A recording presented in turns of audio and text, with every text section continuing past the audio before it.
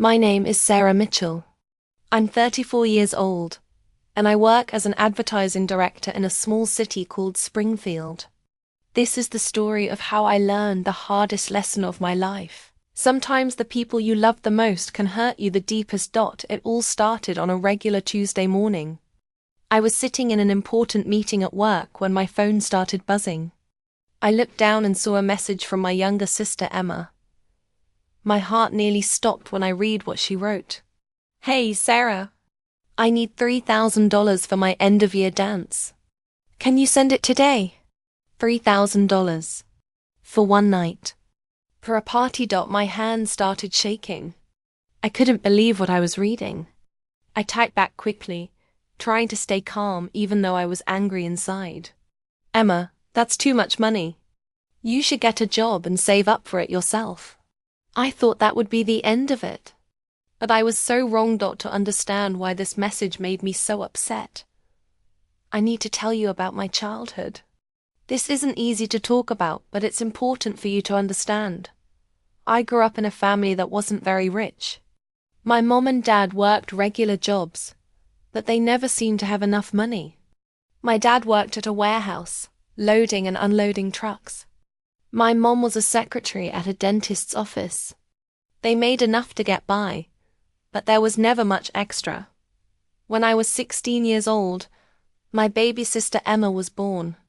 From the moment she arrived, everything in our house changed. It was like someone had flipped a switch. My parents treated Emma like she was made of gold. They bought her expensive toys, pretty dresses, and gave her everything she wanted. Meanwhile, I had to work at a fast food restaurant after school, just to buy my own school supplies and clothes. Remember specific moments that still hurt when I think about them. When I was 15, my school was planning a trip to Washington, D.C. to see the monuments and museums. It cost $40, and I was so excited. I had been learning about American history all year, and I desperately wanted to go. I asked my mom one evening while she was making dinner, "Mum, can I have $40 for the school trip? Please?" "Everyone is going." She didn't even look up from the stove. "We don't have extra money, Sarah. You'll have to skip it." My heart sank. "But Mom, it's educational. The teachers said it's important." I said no.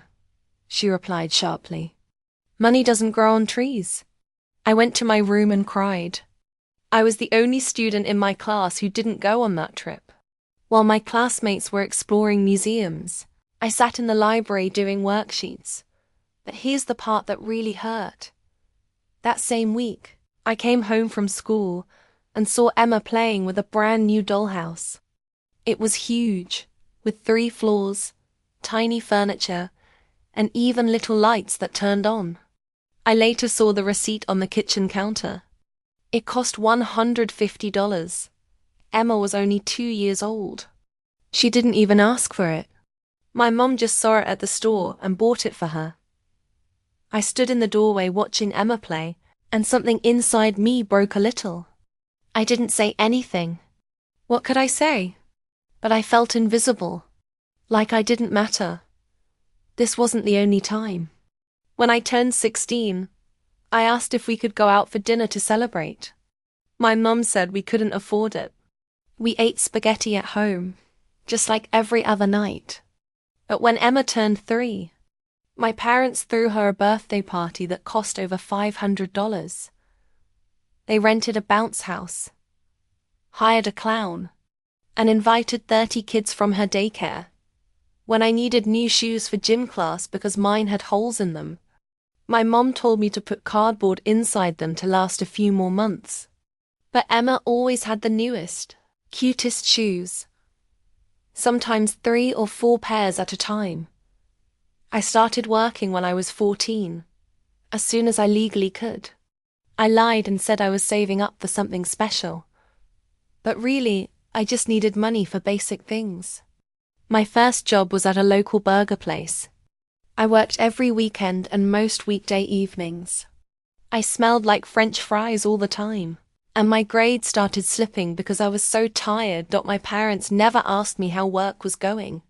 They never seemed to notice how exhausted I was. But they always noticed if Emma needed something, no matter how small it hurt. It hurt a lot, but I told myself that maybe when I grew up and got a good job, things would be different. Maybe they would finally see me and appreciate me. Maybe they would realize I had value too. I was wrong about that. So very wrong. I worked hard in school. Really hard. I got a scholarship to college and studied advertising. I worked 2 jobs while going to classes. On weekends, I cleaned offices. During the week, I worked at a coffee shop. I barely slept, but I kept going. Some nights, I would finish my cleaning job at midnight, go back to my tiny apartment, and study until 3 a.m., then I'd wake up at 6 a.m. to open the coffee shop. I survived on energy drinks and determination. My roommate once asked me, "Sarah, why do you work so hard? Can't your parents help you?" I just smiled and changed the subject. The truth was too embarrassing to admit. My parents could have helped, but they chose not to. They chose to spend their money on Emma instead. During my college years, I would see other students getting care packages from home. Boxes filled with snacks, money, new clothes. I got nothing. My mom called maybe once a month, and the conversations were always short. She'd ask how school was. I'd say, "Fine." And then she'd talk about Emma for 20 minutes before saying she had to go. I graduated with honors. I was so proud of myself. I invited my parents to the graduation ceremony. They said they'd try to come, but they weren't sure if they could afford the gas money to drive the 3 hours to my college. They didn't come. My mom called the night before and said, "Emma has a dance recital that same day, and we can't miss it. You understand, right?" I said I understood, but I didn't. I cried myself to sleep that night. By the time I was 28, I had a good job. I was making decent money and living in my own apartment. I was proud of myself. I had done it all on my own, with no help from anyone. I had fought for every single thing I had, and I had won. But my parents? They were still struggling with money. And Emma? She was growing up expecting everything to be handed to her on a silver plate. At 13 years old, she had her own laptop, the newest phone, a closet full of designer clothes, and a room that looked like it belonged to a princess. She had everything I never had, and she didn't appreciate any of it.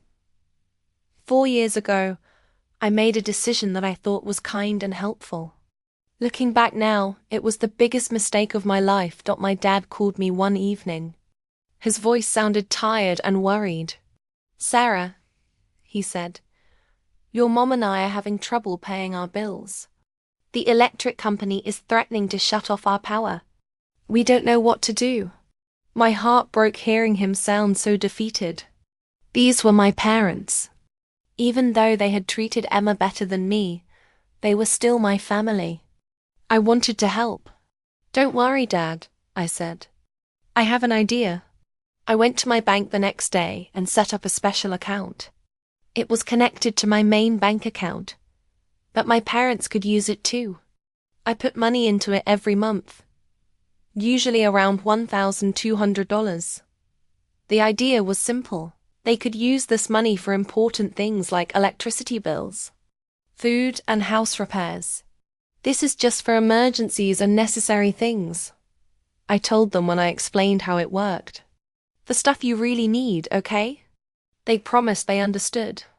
My mom even cried and hugged me, telling me I was such a good daughter.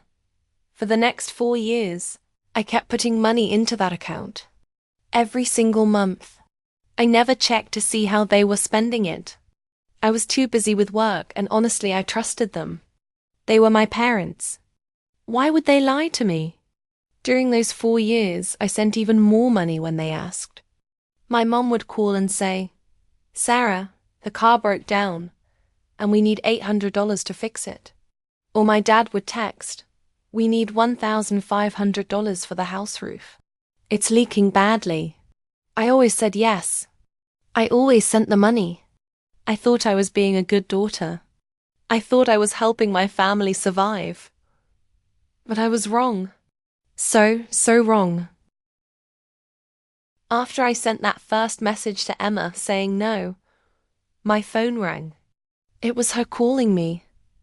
How can you be so mean? She yelled into the phone. Her voice was high and angry. It's just a dance. Everyone gets to go to their end-of-year dance. Why are you being so selfish? I took a deep breath and tried to stay calm. Emma, you're 17 years old, I said. You're old enough to get a part-time job. Lots of teenagers work and save money for things they want. That's what I did when I was your age. That's different. She shouted back. You're successful now. You have plenty of money. You can afford to help me. It's not about whether I can afford it, I tried to explain. It's about you learning to work for things yourself. She made an angry sound and hung up on me. I sat there staring at my phone, my heart beating fast. Something felt very wrong about this whole situation, but I couldn't figure out what it was. Then, just 20 minutes later, I got a text message from my mom. My hands went cold when I read it. Sarah, if you don't pay for your sister's dance, you are no longer part of this family. We don't want a daughter who abandons her family. I read it 3 times. I couldn't believe my own mother had written those words to me. Then my dad sent a message too. Do what's right, Sarah. Family helps family. Don't disappoint us. My whole body started shaking. I felt like I couldn't breathe. After all the years of sending them money, after all the sacrifices I had made, they were going to kick me out of the family because I said no to buying a fancy dress. I tried calling my mom. She didn't answer. I tried calling my dad. He didn't answer ever. I called Emma one more time. She picked up after 5 rings. Have you changed your mind? She asked. Her voice sounded cold. Emma, why is this so important? I asked. Why are Mom and Dad threatening to disown me over a dance? Because you're supposed to take care of us, she said, like it was the most obvious thing in the world. Mom and Dad said you make lots of money, and it's your job to help the family. They said you've been helping for years, so why stop now? My heart sank. What do you mean, helping for years? I asked slowly. You know, Emma said impatiently. The money you send, the account you set up, we use it for stuff. What stuff? I asked, my voice getting harder. Emma was quiet for a moment. Then she said, I don't know. Just stuff. Ask Mom and Dad. And she hung up again. I sat in my apartment that night, unable to sleep. Something was very, very wrong. My parents had told me they needed money for emergencies, for bills, for survival. But Emma's words kept playing in my head. We use it for stuff. What stuff? The next morning, I was exhausted. I had barely slept. Every time I closed my eyes, I saw Emma's text demanding money. I heard my parents' voices threatening to disown me. My mind wouldn't stop racing. I went to work, but I couldn't focus on anything. My boss, Mr. Peterson, called me into his office around 10 a.m. Sarah, is everything okay? He asked, looking concerned. This isn't like you. You've been staring at your computer screen for 30 minutes without typing anything. I forced a smile. I'm sorry, Mr. Peterson. Just some family stuff. I'll focus, I promise. He nodded sympathetically. Take the time you need. Family is important. I wanted to laugh at that. Family is important. But what if your family only sees you as a walking ATM machine? At lunchtime, I sat in my car in the parking lot, trying to eat a sandwich but feeling too sick to swallow. That's when my phone buzzed with an email notification from my bank. My heart stopped when I read the subject line. Large transaction alert. $4,500 has been withdrawn from your account. My hand started shaking so badly I almost dropped my phone. I immediately opened my banking app and looked at the family account, the one I had set up for my parents 4 years ago. There it was. Someone had transferred $4,500 that morning at 8:37 a.m. I hadn't approved it. I hadn't even known about it until now.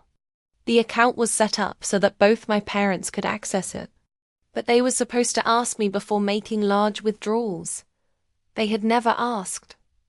I called the bank right away, my voice trembling as I spoke to the customer service representative.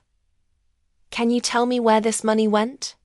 I asked, trying to sound calm even though panic was flooding through me. The woman on the phone clicked around on her computer. "Just a moment, please." "Okay, I see the transaction." The money was transferred to a credit card company to make a payment. A credit card. My voice came out higher than I intended. "Which credit card company?" She told me the name. It wasn't my credit card. I didn't even have an account with that company. It must have been my parents' card. Why were they using my money to pay off their credit card? And why hadn't they asked me first? They had always told me the account was for emergencies, for the electric bill, for food, for urgent house repairs. Credit card payments weren't what I had agreed to. I felt sick to my stomach. A terrible thought was forming in my mind, growing bigger and scarier with each passing second. What else had they been using my money for? "Can you tell me if there have been other large withdrawals recently?" I asked the bank representative. "Let me check." "Yes, there have been several. About 3 or 4 large transactions per month for the past several months." My world tilted. "How large?" "They range from $2,000 to $5,000. I couldn't breathe. "Can you send me a complete statement for this account? For the entire time it's been open?" "Of course. I'll email it to you within the hour." I hung up and sat in my car, staring at nothing. My sandwich sat forgotten on the passenger seat. My mind was spinning with questions and fears. How much money had they really taken? Where had it all gone? Had they been lying to me this whole time? I immediately called Emma again, my hands still shaking. "What?" She answered, sounding annoyed. "Did you know about the money that was taken from the family account this morning?" I asked, trying to keep my voice steady. "What money?" She said, but there was something in her voice. A hesitation, a note of guilt. $4,500, Emma. "Did you know about it?" There was a long pause. I don't deal with the money stuff," she finally stammered. "That's Mom and Dad's business. Emma, tell me the truth." My voice was harder now. "What is going on with that account? What have they been using it for?" "I don't know." Her voice went up, defensive and panicky. "I can't talk about this. You're just trying to make Mom and Dad look bad because you don't want to help me with my dance." "This isn't about your dance anymore," I said. "This is about—" But she had already hung up. Again, I sat in that parking lot for another 20 minutes, my mind racing. I needed help. I needed someone who understood money and laws and could tell me what to do. Someone I could trust. That's when I thought of my friend Jessica. Jessica worked as a lawyer in the building next to mine. We had met at a business networking lunch 2 years ago and had become good friends. She was smart, kind, and most importantly, she would tell me the truth even if it hurt. If anyone could help me figure this out, it was her. I texted Jessica, "Emergency. Can we meet today? Please?" She wrote back within minutes. "Come to my office at 6 p.m. I'll clear my schedule." Those hours between lunch and 6 p.m. felt like the longest of my life. I tried to work, but my hands kept shaking. Every time my phone buzzed, my heart jumped. I was terrified and angry and confused all at once. Finally, 6 p.m. came. I practically ran to Jessica's office building. Her secretary had already left for the day. So I went straight to her office and knocked on the door. "Come in," Jessica called. I opened the door and must have looked terrible because Jessica immediately stood up from her desk, concern written all over her face. "Sarah, what happened? You look like you've seen a ghost." I sat down in the chair across from her desk and just broke. I started crying. All the stress and fear and anger from the past few days came pouring out. Jessica grabbed a box of tissues and pushed it toward me, waiting patiently while I got myself together. When I could finally speak, I told her everything. About Emma's demand for $3,000. About my parents' threats to disown me. About the mysterious $4,500 withdrawal that morning. About Emma's guilty voice when I asked her about it. Jessica listened carefully, taking notes on a yellow legal pad. When I finished, she looked at me seriously. "Sarah," she said slowly, "you need to check that account thoroughly. Something doesn't add up here. Your parents are panicking about you saying no to $3,000, but they just pulled out $4,500 without asking. That tells me there's a bigger problem." "But how?" "I don't even know how to check years of transactions," I said, wiping my eyes with another tissue. "I'm in advertising, not accounting. That's what I'm here for," Jessica said with a small, reassuring smile. "Give me your login information, and I'll pull up the complete history. We need to see exactly what's been happening with this account." I logged into the banking website on her computer, my fingers fumbling with the password because my hands were still shaking. Jessica's fingers flew across the keyboard once I stepped aside. She pulled up spreadsheets, sorted transactions by date and amount, and created reports. I watched her face get more and more serious as she worked. The office was quiet except for the clicking of her keyboard and mouse.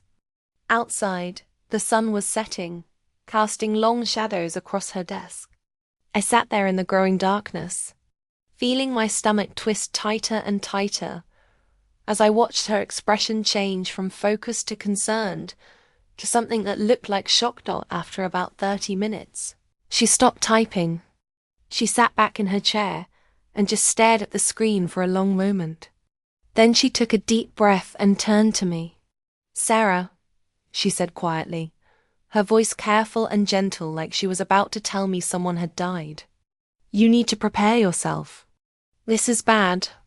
Really bad." My mouth went dry. "How bad?" I whispered. She turned the computer screen toward me. I saw rows and rows and rows of transactions. Hundreds of them. Maybe thousands. The spreadsheet seemed to go on forever. "Over the past 4 years," Jessica said slowly, choosing each word carefully, "your parents have taken out $95,000 from this account." The room started spinning. I gripped the armrests of my chair. "What?" I couldn't breathe. My chest felt tight. That's impossible. I only put in about $1,200 a month. That would be around $57,600 over 4 years. The math doesn't..." My voice trailed off as Jessica shook her head. "You put in more than you thought," Jessica explained, pointing at the deposit column. "Look at these deposits. Some months you put in $2,000. Some months $3,000. A few times, you deposited $5,000 at once. Do you remember doing that?"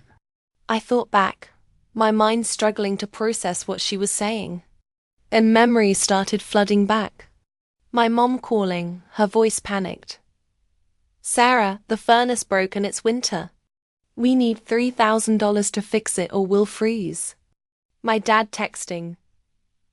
"Emergency, the car died and I can't get to work.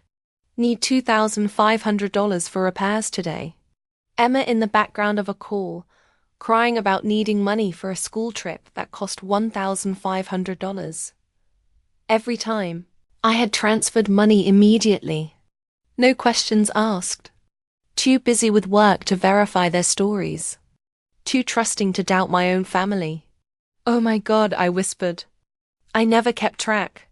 They'd call with emergencies and I'd just send money right away. My voice cracked. I felt so stupid. How could I have been so careless? So naive? Don't blame yourself, Jessica said firmly. They took advantage of your trust. That's on them, not you. But Sarah, there's more. Do you want to see where the money went? I nodded, even though I was scared to know. My hands were shaking again as Jessica clicked through more screens. Jessica showed me the records. The money hadn't gone to electric bills or food. It had gone to expensive clothing stores, over $20,000. Jewelry shops, $8,000. A travel agency, $12,000. Credit card payments, $30,000. Car loan payments, $15,000. Restaurants and entertainment, $10,000. Stared at the screen, tears filling my eyes. They lied to me, I whispered. For 4 years, they lied to me. Jessica put her hand on my shoulder. I'm so sorry, Sarah, but there's something else you need to know. What else could there possibly be? I asked, wiping my eyes. I did some research, Jessica said. Your parents have other debts too. Big ones. I found records showing they took out a second loan on their house. They have maxed out credit cards. From what I can see, they owe about $450,000 in total. I couldn't speak. I just sat there frozen. They've been using your money to try to keep up with all these debts, Jessica continued. But it wasn't enough. They're sinking, Sarah, and they've been pulling you down with them. I spent all Wednesday night deciding what to do. By Thursday morning, I had made up my mind. First, I called the bank and closed the family account. The bank person asked if I was sure. I said yes, I was completely sure. It took about 15 minutes to finish all the paperwork over the phone. Then, I sent a message to my parents and Emma. I kept it short. I know about the $95,000. I know about the credit cards, the car loan, and the house loan. I know you lied to me. The family account is closed. No more money. I hit send and turned off my phone. For the next 2 days, I didn't look at my phone. I knew they would be calling and texting, but I needed time to think. Jessica had given me copies of all the bank records. I studied them, trying to understand how I had missed this for so long. On Saturday morning, I finally turned on my phone. I had 47 missed calls, 28 text messages, 6 voicemails. My mom's text said things like, "How dare you accuse us? We needed that money to survive. You're being cruel." My dad wrote, "You're destroying this family. We raised you better than this." Emma's messages were different. "You're ruining my life. I hate you. Everyone at school will laugh at me now." None of them said they were sorry. None of them admitted they had lied. They were all just angry at me for discovering the truth. On Sunday, I drove to my parents' house. It was time to face them in person.